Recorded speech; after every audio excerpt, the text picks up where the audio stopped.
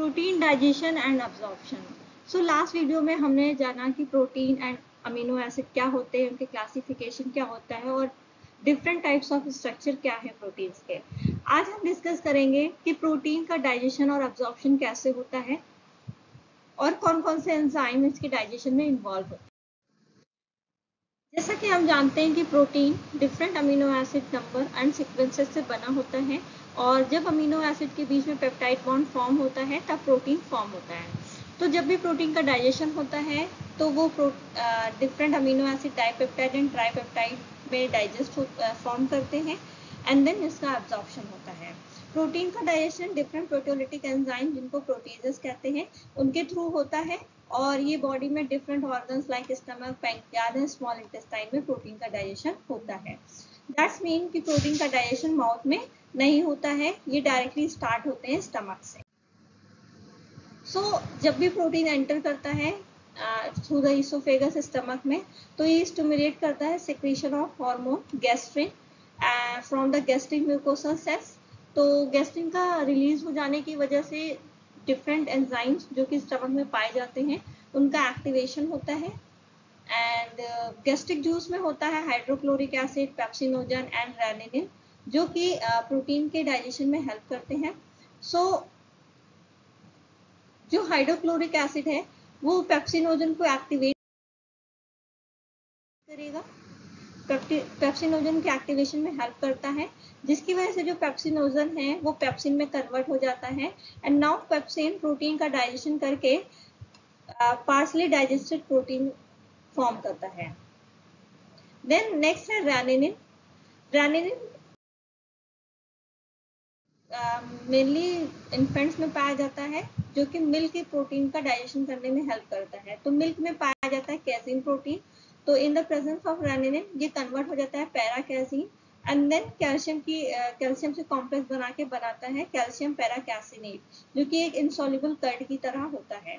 तो इस तरह से इन्फेंट्स में रेनिनिन पाया जाता है जबकि एडल्ट्स में नहीं पाया जाता है। स्टमक में पेप्सिनोजन पेप्सिन में कन्वर्ट होता है in the presence of HCl and then protein को डाइजेस्ट करते हैं।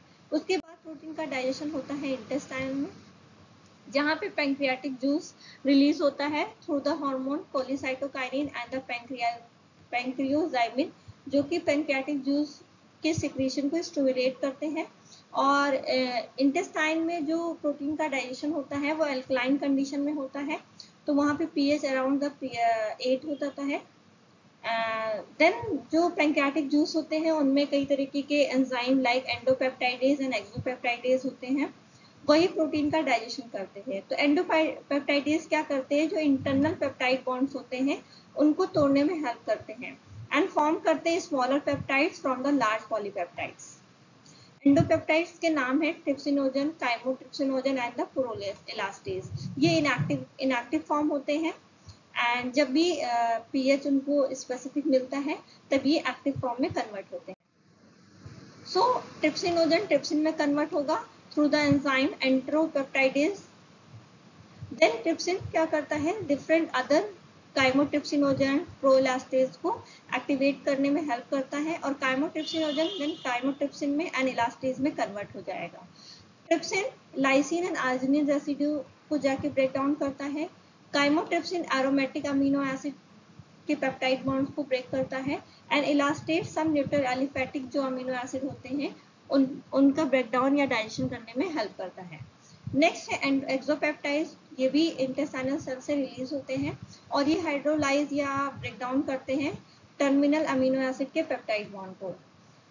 एक्सोपेप्टाइडेज भी 2 टाइप्स के होते हैं, कार्बोक्सीपेप्टाइडेज एंड अमीनो पेप्टाइडेज। जैसा कि नाम है कार्बोक्सीपेप्टाइडेज तो ये C टर्मिनल जो कि कार्बोक्सिल ग्रुप लगा होता है अमीनो एसिड पे, वहां के C टर्मिनल अमीनो एसिड पे एक्ट करते हैं and amino peptidase amino group पे एक्ट करता है और वहां से बॉन्ड को ब्रेक करता है। इस तरह से प्रोटीन का डाइजेशन करने में एंडोपेप्टाइडेज एंड एक्सोपेप्टाइडेज हेल्प करते हैं। नेक्स्ट डाइजेशन होता है इंटेस्टाइनल। वहां पे क्या होता है कि अब कुछ ट्रिप्सिनोजन, काइमोट्रिप्सिन एंड एंडोपेप्टाइडेज एंड एक्सोपेप्टाइडेज ने कुछ डाइजेशन कर दिया होता है प्रोटीन का। देन इंटेस्टाइन में वहां पे रिलीज होता है इंटेस्टाइनल जूस वहाँ पे कुछ एंजाइम पाए जाते हैं, अमीनोपेप्टाइडेज एंड डाइपेप्टाइडेज। अमीनोपेप्टाइडेज एक एक्सोपेप्टाइडेज है जो कि free and terminal amino acid को डाइजेस्ट करके शॉर्ट पेप्टाइड में कन्वर्ट करता है, जबकि डाइपेप्टाइडेज फ्री ब्रेक डाउन करते हैं पेप्टाइड बॉन्ड्स का और उनको फ्री अमीनो एसिड में कन्वर्ट करते हैं, और देन यही डाइपेप्टाइडेज और फ्री अमीनो एसिड एब्जॉर्ब हो जाते हैं बॉडी में। जो डाइपेप्टाइडेज होते हैं उनको उनकी एक्टिविटी के लिए कोबाल्ट और मैंगनीज आयन की रिक्वायरमेंट होती है। ये फ्लो चार्ट है। तो प्रोटीन का कोई भी डाइजेशन माउथ में नहीं होता। स्टमक में क्या होता है कि गैस्ट्रिक जूस रिलीज होता है जिसमें पेप्सिनोजन होता है, जो कि HCl की प्रेजेंस में पेप्सिन में कन्वर्ट हो जाएगा, एंड देन पेप्सिन क्या करता है, वो पेप्टाइड बॉन्ड को क्लीव करता है जिससे कुछ फ्री अमीनो एसिड या पार्शियली प्रोटीन का डाइजेशन होता है। नेक्स्ट इन्फेंट्स में क्या होता है, स्टमक में रेनिलिन एंजाइम पाया जाता है जो कि मिल्क कैजिन को डाइजेस्ट करने में हेल्प करता है और फॉर्म करता है कैल्शियम पैराकैजिनेट। नेक्स्ट ड्यूडोनम में क्या होता है, पैंक्रियाटिक जूस रिलीज होता है जिसमें एंडोपेप्टाइडेज और एक्सोपेप्टाइडेज एंजाइम होते हैं। एंडोपेप्टाइडेज लाइक ट्रिप्सिनोजन, काइमोट्रिप्सिनोजन, ये इनएक्टिव फॉर्म में होते हैं, देन एक्टिव फॉर्म में कन्वर्ट होते हैं like trypsin and chymotrypsin and elastase. And exopeptidase cleave करते हैं टर्मिनल पेप्टाइडेज को, जिसका एग्जांपल है carboxypeptidase A and carboxypeptidase B. Then duodenum में डाइजेशन होने के बाद free amino acid and small peptides form होते हैं, एंड देन इंटेस्टाइन में फ्री जो डाइपेप्टाइडेज और कुछ अमीनो पेप्टाइडेज होते हैं जो कि डिफरेंट छोटे छोटे जो भी पेप्टाइड फॉर्म होते हैं उनका डाइजेशन करके फ्री अमीनो एसिड को रिलीज करते हैं, जिनका एब्जॉर्प्शन इंटेस्टाइन की एपिथेलियल सेल में हो जाता है। Now we discuss absorption of amino acid.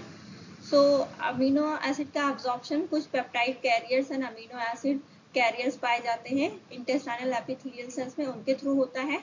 तो जो फ्री अमीनो एसिड होते हैं वो डायरेक्टली एंटर कर जाते हैं इन द सेल, जो कि सिंपल डिफ्यूजन के थ्रू होता है, एंड कुछ डाइपेप्टाइड एंड पेप्टाइड्स वो भी इंटेस्टाइनल सेल में एब्जॉर्ब हो जाते हैं, और वहां पे देन सेल के अंदर साइटोसोलिक पेप्टाइडेज उन्हें फ्री अमीनो एसिड में कन्वर्ट कर देते हैं, जो कि जाके कैपिलरी या ब्लड में ट्रांसपोर्ट हो जाता है। और अमीनो एसिड का ट्रांसपोर्ट सोडियम की हेल्प से भी होता है, जिसको सोडियम डिपेंडेंट ट्रांसपोर्ट भी कहते हैं, जैसे कि ग्लूकोज में होता है। तो amino acid directly amino acid carrier के थ्रू सोडियम के साथ एंटर करते हैं, एंड देन ये अमीनो एसिड ब्लड में एंटर कर जाते हैं। अब क्योंकि ये सोडियम है, ये भी इसको भी ब्लड में जाना होता है, तो 2 पोटेशियम एंटर करता है सेल के अंदर और 3 सोडियम ब्लड या कैपिलरी में एंटर करता है, और ये रिएक्शन ATP रिक्वायर्ड होता है। So defects in the intestinal amino acid transport system are seen in the inborn error of the metabolism. तो कुछ ऐसे मेटाबॉलिज्म होती है, इनबॉर्न एरर होते हैं, जिनमें जो अमीनो एसिड का एब्जॉर्प्शन या ट्रांसपोर्ट है वो नहीं हो पाता है। वो डिसीजेस होते हैं Hartnup disease, iminoglycinuria, cystinuria, lysinuric protein intolerance and the oasthouse syndrome.